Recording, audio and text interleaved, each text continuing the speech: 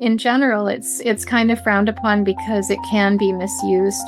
One of the things I did some research, and some of the material on gerrymandering in my book is actually quotes from real publications.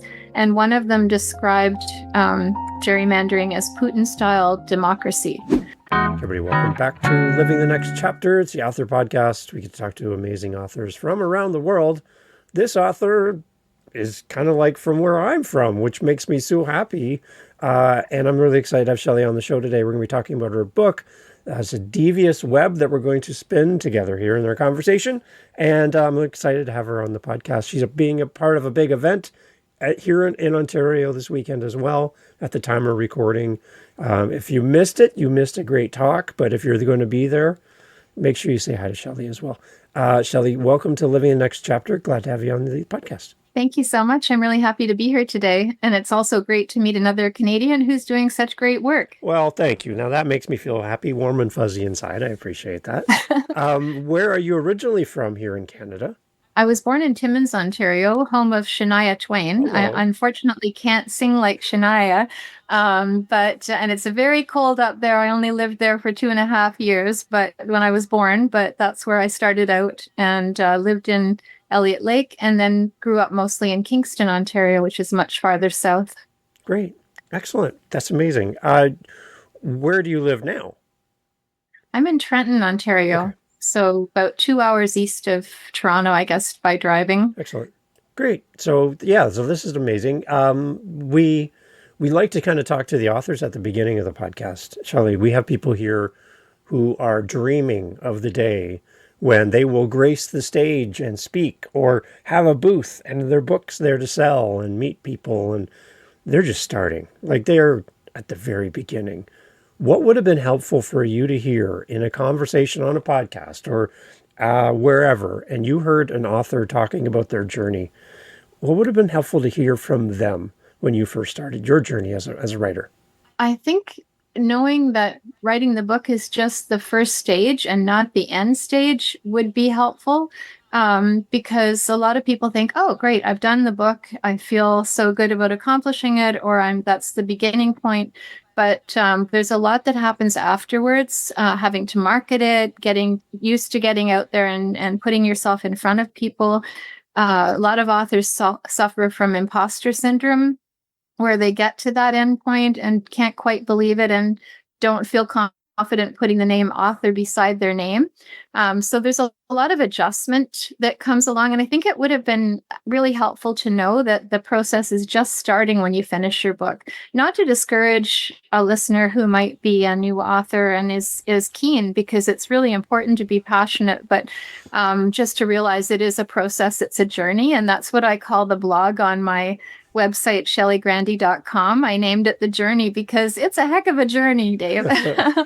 Yeah, it's a long journey, right? That's the other thing too, I think, for authors. There's these ways that people are going to reach out to you and offer you to be famous and, 5 easy payments. But an author journey takes a long time. You really need to invest and build a community. And I always encourage people creating any type of content, Shelley, to build in public. Like, let people see your journey, not just the finished work, because when they follow along and see you build and write your book or start a podcast or whatever you're going to do, when they see you kind of work through and wrestle through all the challenges to get to your finish line, you've already got a built-in audience ready to support you and celebrate with you, whether, again, like you're going to be on stage this weekend at the time of recording, talking and presenting, like your audience is there going, go, Shelley, go. Like, it's so great. So yeah, build in public. I think that'd be one other suggestion for authors as well. I think that's a great point. And it's not easy for people that aren't conversant in social media normally. You might have your Facebook followers and they're very dedicated friends, family, and so forth. But to build, you have to build out from that and get used to other platforms. If you're not on Instagram, for example, I'm still a neophyte on Instagram. I do my best, but I'm sure I've put some pictures up upside down or, inside out. So I think, it takes a while to get comfortable with social media if it's not your forte. But you're absolutely right. Building a community. I created a newsletter so that as people buy books and so forth, I can get their email address if they're willing, and they follow along the journey that way. I have the website. I think it's important for people to have that platform, as Right. you say, to launch themselves from. Yeah. And just for listeners that might be interested, the event that you've alluded to is the National Women's Show in Toronto. And I'm on stage at 12:45 on Friday, and it's at the Metro Convention Center in Toronto, right downtown. So it's going to be really fun. I think there's something like 500 vendors of all kinds. So it's a really big event and it's targeted towards a girls' day out. So I think a lot of women are going to be flocking to Toronto for this. There you go. And flocking to Toronto to come and see you and spend some time with you too, Shelley. That's another good bonus as well. I appreciate that. I like it. Okay, so you're an author. Congratulations. You have your book. Thank you. Have you written anything else previous to this, or is this your first time out as an author? Well, my career centers on writing. So I've always, it's part of my DNA being a writer. I started off as a journalist for 4 years, and then I went into corporate communications. And so I've been writing for clients for a long time. My primary subject was fiber optics, because for 25 years I worked for Nortel. Then I set up my own PR business, serving high-tech clients in telecom, IT, and so forth. So I've done that for 17 years, and I still have a client out of Quebec City. They're a great company called Expo, and they're a test and measurement company for fiber optic solutions. So it's kind of interesting. I write about satellite communications and undersea communications, and it's completely different from my creative writing. Wow. I have done creative writing along the way, but kind of around the edges. Wrote some poetry, wrote things that were short to write as I was sitting in airports, but this is my first novel. Is there anything that you can carry over from your career, as in the writing you do in your career, to writing for yourself now as an author? Yes, actually, because my book centers on the CEO of a tech company in Toronto, and he has tongue-tied, a data analytics company. And he's just about to sell his company to a Silicon Valley acquirer when he comes under attack. And that's the premise of the novel. The Devious Web part comes in, where a homicide detective who's a friend of his is trying to figure out who's coming after Tom and why. So he's looking at Tom's inner circle of friends, family, and colleagues to see what's up. And I have ported some technology into the book, and I've explained it kind of as we go along. So in some sections, Tom's doing a media interview where he's talking about his business. That gives me the opportunity to explain the technology to people that might not be familiar. And some things in the politics line. I follow politics as well. And I've tried to do some sort of things that are explainers in the book without putting everyone to sleep. So there is a carryover from my career and my interest in politics. Are you looking at politics through a Canadian lens or an American lens? Well, I am a Canadian, but it's focused on the U.S. because I find especially the Trump eras, have been very interesting. And so I followed along. And of course, I think the insurrection really got everyone's attention. And following his second term has been even more absurd in some ways and surprising. And so I think as Canadians, we follow that because we are their next door neighbor and affected by their policies. Okay. Talk a little bit about your journalism background too, then, because that kind of lends into our conversation. What kind of training do you get in your early days of journalism about how to approach a story, how to craft a story? Because you have a limited amount of time, a limited amount of words to get across your message. How does that kind of work? What kind of training do you get early days as a journalist? So I took journalism at university, at Carleton, which gave me a lot of background in terms of training on writing. I still remember one exercise we did at university. One of our first stories was to pretend that we had covered a fire, and they gave us all the facts about this fire. We had to put it in the right order and make sure that we had the news story at the beginning. And you learned how to create leads, which is the first paragraph that has to have all the salient facts in. And I did find that when I had my first job as a junior reporter at the Whig Standard in Kingston. I was a summer student. Was complaining to some of the other journalists. The editor keeps changing my lead. I don't understand. And they said, well, you're not getting to the heart of the story. So I had coaching from some of the senior reporters at the newspaper who took time to help me through that.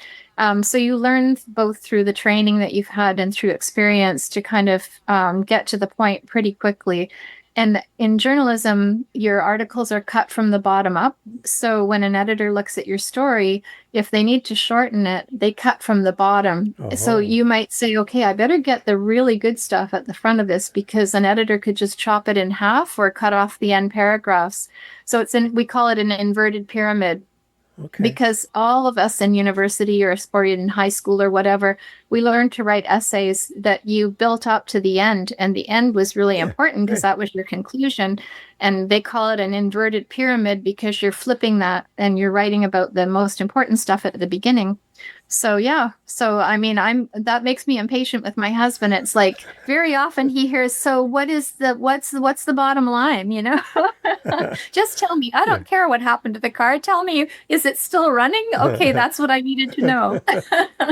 So do you have to change gears then from that teaching and that mentality and approach to writing your novel? Like, because that seems to be at odds with each other. Oh, that's an interesting point. I found that I wrote in more succinct chapters than some authors. I think in terms of, like, I would love to see this book made into a movie. So my chapters are kind of like scenes, and each one is set in a particular setting with particular characters. You'll see at the top of my chapters, I identify who the people are that are in each chapter. So I think my writing from that point of view is kind of succinct because of being a journalist. And I had to actually work a little bit to elaborate on certain scenes, like describing scenery or describing context in an office or something, because I was like getting to the point, but I wasn't making it colorful. So I had to make sure that I added color to my writing. That's interesting. Right. Yeah, because you have like the structure, but now you have to add context and story and situation, and everything has to be added to that to kind of fill it out for the reader, because they don't know what's coming. As a writer, but as an author, but the audience doesn't know. So you got to give them enough to kind of carry them through. Why Devious Web? Why that title for the book? Well, that's another thing for if there's any new writer listening at the moment. Picking a title for a book is a challenge in itself, because there's so many books out there. And so you end up Googling to see, did anybody take this name yet? And I would struggled to find a name that represented what I wanted it to, but was still unique. No one else had taken this. And so I did, a lot of research and worked with my publisher to kind of look at lists of names. It's almost like choosing a baby name, You're like, oh, no, we can't pick that name because, our neighbor picked that name. They can't have the same name. No. And so I finally landed on Devious Web, but then I couldn't remember the name of my own book because there've been so many titles, and I had to put it on my wall to say, Shelley, your book is called Devious Web, and get over the other ones that you were looking at. And and now I actually really like the name, and I think it suits the book. So it was a happy outcome. Nice. Yeah, it's very intriguing. It makes you kind of go, oh, what's this about? That's a good thing. You want people to go, hey. So I like that. Now this is set on U.S. politics. How much have you been following U.S. politics over your career? Is this something that's always been top of mind for you, or more recent? I would say probably peripheral during time that I was at Nortel. Okay. More recently, more focused on it. My daughter teases me that I watch way too much CNN, which is probably true. Yeah. But when I was working at Nortel, I traveled all over the U.S. So I was in Atlanta, Dallas, New Orleans, San Francisco, you name it. San Diego. I was all over the place. So I got a good feel for the business environment in the U.S. Over time. And it does tweak your interest in their culture and their politics compared to ours, kind of thing. For the readers, can you kind of give us kind of an overview of what the story is going to be about for us as readers so that we can kind of connect with not only this is going to be a great book for me as a listener, but also I know someone else is going to love your book as well. Just kind of give us the high level. What's the book about? Oh, well, that's a great question. So my book, Devious Web, is spans kind of Gone Girl twists, the social network business scheming, and a little Agatha Christie thrown in for good measure because of the detective sleuth thing. So it's kind of a combination of those things. And I would say if anybody, like, I'm a Netflix fanatic, and if anybody liked the series Suits or Succession, they're probably going to really love Devious Web. Nice. Same kind of intrigue. And I think the other interesting thing is there is a little romance thrown in, that's kind of a subplot. There are horses in the book because I'm an equestrian, and of course my hero had to be a rider. Yes. There's a little bit of everything that people would find that they could relate to, I think. But for those that find business, politics, interpersonal relationships between family members and family dynamics, all of that is in the book. Wow. Okay. So that's an interesting collection. Having the horses in there, my wife will be thrilled because she grew up with horses. She had her own horse when she was a younger person, and that was her favorite thing. So I'm sure that's an interesting dynamic to add to the mix. I like that you have that in there. Initially, when I first started thinking about a topic for the book, I was thinking about focusing on horses and having the horse play a really central role. But then I realized, no, that I wanted to broaden it more to the person that owns the horse, and that he's a business person, and it makes it a bigger, scopier story. Okay. Yeah. Yeah, that's just a different dynamic to add to there. And I like that. It's kind of a little bit of a diversion, but it actually feeds the story as well. That's really interesting. And it brings in your own personal love for horses as well. So, yeah. Right. Great. Yeah. I like It that. was fun. And actually, some of the places, all the places in the book that I reference, like there's a stable in Caledon that I reference and near Orangeville.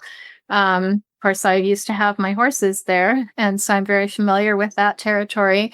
Some of the book unfolds in Honey Harbor, Ontario, and we used to have a boat up there. Toronto, of course, I know well. I used to commute into Toronto to work at a company there for a little bit. I've been to the locations in North Carolina that I write about. So it's really fun because pretty much every location that I write about, I'm familiar with. And so I'm writing from something that I've known. Now, in your book, the one thing that you talk about is a term that I am slightly familiar with, but I need some education on because I'm not really sure what this really means. Gerrymandering, it's like a great word. I'm like, I like how it's all put together, but can you explain and unpack, because this is part of your book, what is gerrymandering? Is it Canadian? Is it US only? What can you kind of unpack this for me? I really need to know more. Sure, of course. Yeah, it's a term that wasn't very known at all when I was writing about the book, or when I was writing the book. But now it's really come to the forefront, and it's a US only term. We don't suffer from that here, but every 10 years, the US does a new census, and every 10 years, the politicians in whatever district have the right to redo their voting districts. So it's the redistricting is a legal practice that happens in concert with the census. Gerrymandering takes it one step farther. It can be misused by a party to rejig some of the voting lines to favor their party. So, let's say, there's a neighborhood in North Carolina where there's people that are dedicated Democrats in a sea of Republicans. You can if you can tailor the voting lines around that neighborhood and pack all of the Democrats into one voting district, then they only get one vote for all those people. Whereas if they're spread out into different pockets, they might have more power. And unfortunately, gerrymandering often harms people who are less advantaged financially, or who might be from a different or from a certain ethnic group. It's kind of targeting the wrong, like some of the disadvantaged people that don't have power to speak up and say this isn't appropriate. And we're seeing a lot of the states right now. Texas, I think, led the way with wanting to do gerrymandering, and it's been in front of the courts whether they're going to allow it or not. I think they just turned it down, but I'm not entirely sure of the latest. But in general, it's kind of frowned upon because it can be misused. One of the things that I did some research, and some of the material on gerrymandering in my book is actually quotes from real publications, and one of them described gerrymandering as Putin-style democracy, Oh, wow. which is pretty powerful stuff. So yeah. Didn't we here in Canada have something where I think it was in either Quebec or Alberta where they were changing kind of the area of a voting area? Like there was some impact for Pierre Poilievre here in Canada, where his area changed for his his yeah, riding. his riding changes. Is that similar as far as changing the map? Is that kind of like that or not at all? I don't think so. I think what happened with him was he transplanted himself to a different riding so that he could fare better than he did in his original riding, is my understanding. But I could be wrong on that. Okay. But no, I think the ridings are defined by the government. I'm not sure if how we revisit them in Canada. I'm not sure if it's associated with our census. Okay. But I think it's a more disciplined process here, and the ridings are very structured. In the US, if you look at some of their voting districts, they've got zigs and zags around neighborhoods, and you can tell what's been gerrymandered. And it's not something new. They've done this for a long time. It used to be based on kind of experiential stuff before the internet, but now they can pull together all kinds of data from, let's say, gun registries or drivers' offices or licensing bureaus and so forth, and collect, or even people's, like, our data that we share regularly over the internet without even thinking about it, about our personal identity. All of those things can be amalgamated so they can identify voters. Okay. And by group. Yeah. Yeah. I think, wasn't it in the news like not too long ago that California did some changes to their voting maps as well? Was that part of it? Is this correct? They're talking about it. Yeah. Okay. Governor Newsom is trying to fight fire with fire because his attitude is Democrats have been too complacent not to fight back. And he saw all of these Republican states that are thinking about gerrymandering or actually actively trying to implement it. And so he said, well, California is going to do the same then. And he's looking to do redistricting, gerrymandering in California. Interesting. So this is going to become more and more common in the I think it's going to become a more and more common issue because the courts are weighing in on whether it's going to be allowed. And I think we'll hear more about it as the courts start to weigh in on whether or not this will be allowed in different states. But it's just going to be like escalating because if the Republicans do it, Democrats are going to feel they have no choice.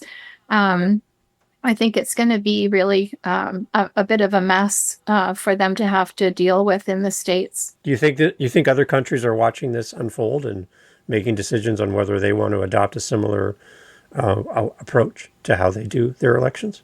I think that all sorts of countries are watching the U.S. very carefully for a whole bunch of reasons right now, between tariffs, and I think gerrymandering would be the lower part of their list in terms of what they're watching. But I think overall, I think that the thing the U.S. has to bear in mind is that they've been a beacon of democracy in the world, and people are watching to see if that continues. So how does Devious Web then bring in the gerrymandering aspects of what we're talking about? How does that kind of fit into the story for us as readers? So I don't want to give away too much of the plot. Yes. But we have to, it's kind of like, okay, our CEO has a data analytics company, and what that means is that his software is capable of looking at large chunks of data and finding specific information out of that data and extracting it so that people can make better decisions. And when you think about gerrymandering, it relies on software that seeks out information about people. So at some point, it wouldn't be difficult to see that a bad actor of some kind could try to get their hands on software that is going to help them with their exercise. So that I think probably that's enough to say about Okay. the connection, because I don't want to spoil No. it for readers. And that's again kind of it's not the central plot, but it's certainly important to the storyline. Our world is impacted right now by artificial intelligence, AI this, AI that. Everything is now this and AI. Is there an AI element to your story as well? Um, to some extent, because data analytics and data mining Yeah. contribute to AI. Right.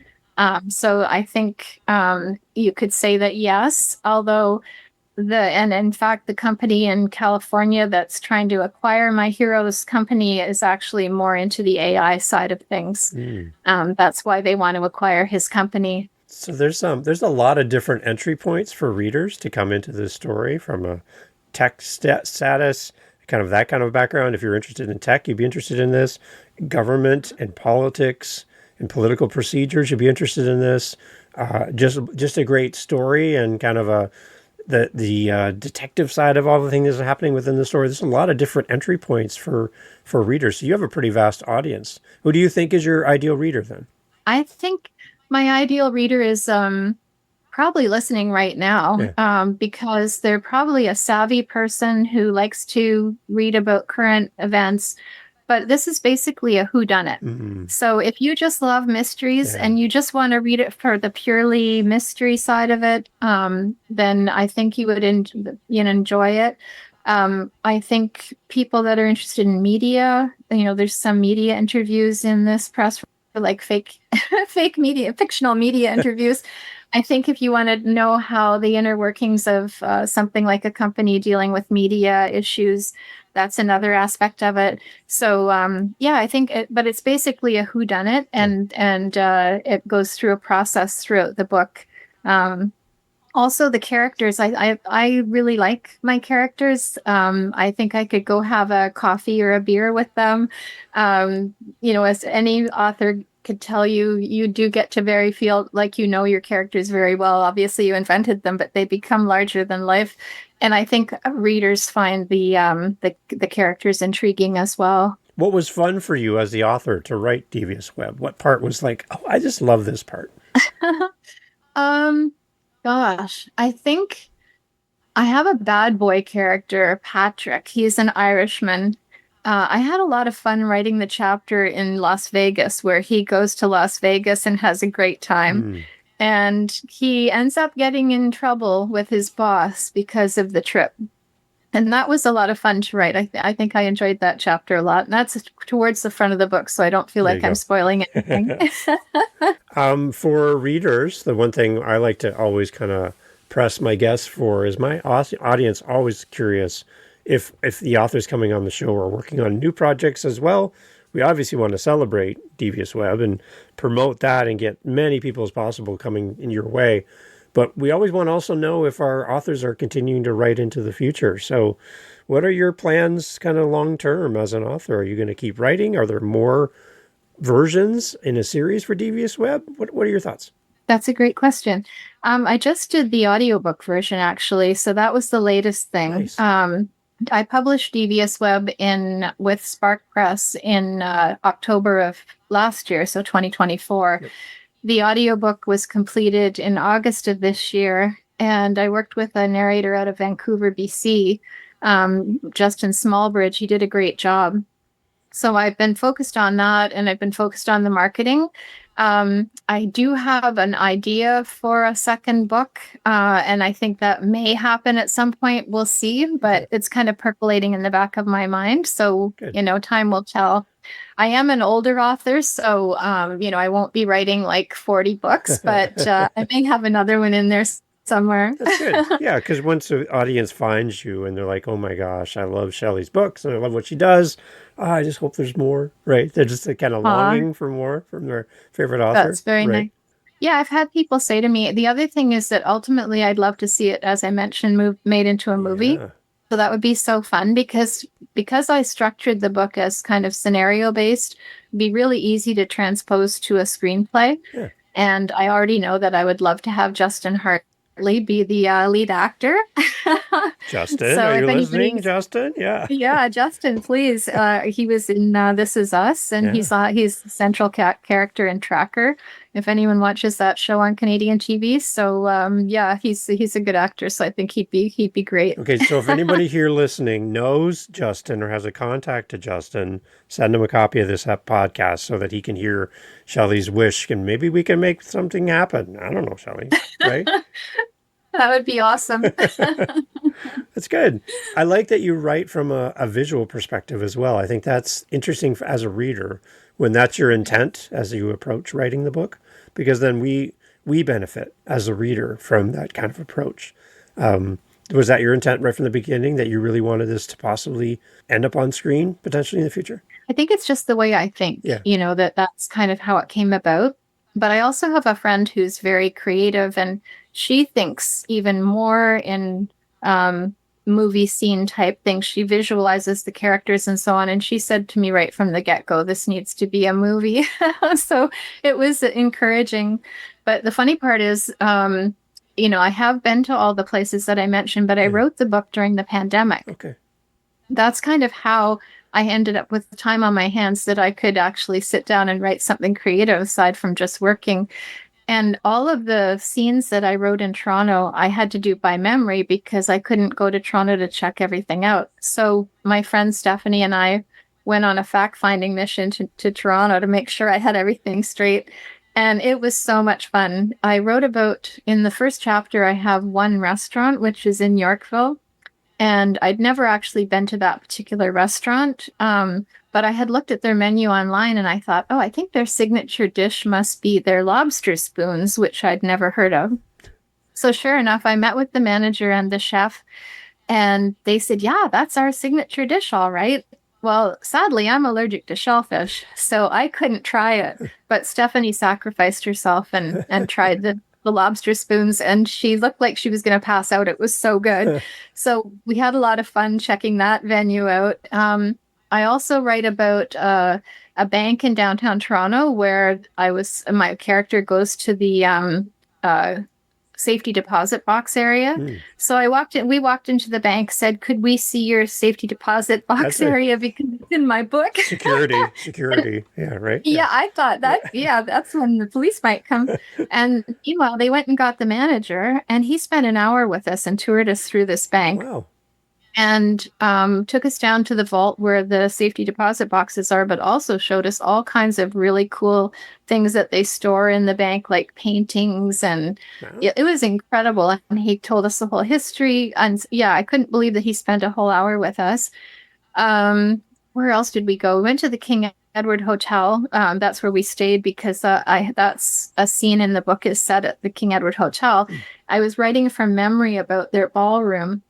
I wanted to make sure that I remembered it correctly because it was actually in the 80s when I was at a party there that I was remembering back to. And sure enough, it was a good recollection. So that was a lot of fun. And so we did this great tour of, tour gastronomique de Toronto and had a lot of fun fact checking. Nice. So when you're walking through those buildings on the street in that area, can you visualize your characters walking along with you, or you can kind of see like a TV show or a movie? They're just ahead of you and you can actually see them cross the street or something. You're like, I can picture my characters in this setting. I feel like I picture them with me. Like I picture sitting, I could easily see myself going to a business lunch with my main character and his investor. Okay. Or I could see myself, like another place in Toronto that's in the book is Soho House. And my daughter, when she got married, had a day after party at the Soho House. And so I visualized that, and I could see my characters going into an event there. So it's more like I feel like they're accompanying me, not so much watching them, because I feel like maybe that just makes me sound a little like a crazy person. I picture them being with me and interacting with them. Or like going to the bar with one of my characters who loves Baco Noir wine like I do. What a coincidence. Wow. I think it's more about relating to them on different levels too. Excellent. Because Some of them I would be talking business to if I was with them. Some of them I would just be hanging out and socializing. Some of them, like Patrick, I'd be trying not to go gambling with him. So, because he's a gambler. So, just different things like that I would relate to with them. Wow. Excellent. I love it, Shelley. Let's send people to your website, Shelley, because you got to get practicing your speech for the weekend. Let's send everybody to your website where they can find out more about Devious Web, and they can connect with you and your story, and also get the audiobook, which I love audiobooks. But yeah, let's talk about your website, Shelley. Where do you want to send the audience? That's very kind. It's shelleygrandy.com. So just www.shelleygrandy.com. And you'll find links to purchase the book. You'll find a link to my YouTube channel, and also my blog that I mentioned, The Journey, if you want to see the progression. So if there's an author listening that wants to know from the start to the finish what sort of phases I went through, then check out The Journey. And if you have met Shelley at this event this weekend and now listening to the podcast episode, welcome. Nice to have you here. And please continue to support an amazing author. And make sure you tell somebody not only about the book, but that you saw Shelley in person on stage at the event in Toronto, whatever. But make sure people know about Shelley. This is great. Shelley, thank you so much for doing this. Thank you so much.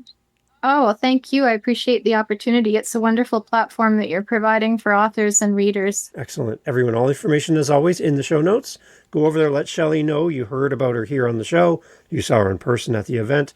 Or you're just following her journey. When you buy Devious Web, please leave a great review. I know that Shelley would love to hear your thoughts, your comments, your encouragement as a reader. Our authors create the books. They write the words. We owe them our words back in return. So please leave a great review. I know Shelley'd love to hear your comments. Again, Shelley, thank you so much for doing this. Thank you. It's my pleasure. Hey, thanks for listening to the podcast. Glad to have you here. I just want to let you know that you can always find out what we're doing live in the moment by going to our YouTube channel. Head over to livingthenextchapter.com. There'll be a link right there. Head over to our YouTube channel. Make sure you like, subscribe, do all the things that all the YouTubers love to say. And in our YouTube channel, a couple things. You're going to get advanced listens. You're going to get the episodes that we're working on in real time. So we record and post daily on our YouTube channel. I'd love for you to give us a follow over there. As well, we're making playlists. We have over 500 episodes. So finding the right episode for you, we're trying to group things into playlists. So if you like children's books, if you like business, you like historical fiction, we're grouping our authors together to make it a little easier for you to find your favorite next author. So head over to livingthenextchapter.com. And again, I'd love to hear from you. Hearing from the listeners of the show is great. And I just want to say thank you for being a part of the podcast family. And I look forward to having you back for the next episode. Thank you for being here. I really appreciate your time and your listen. Take care.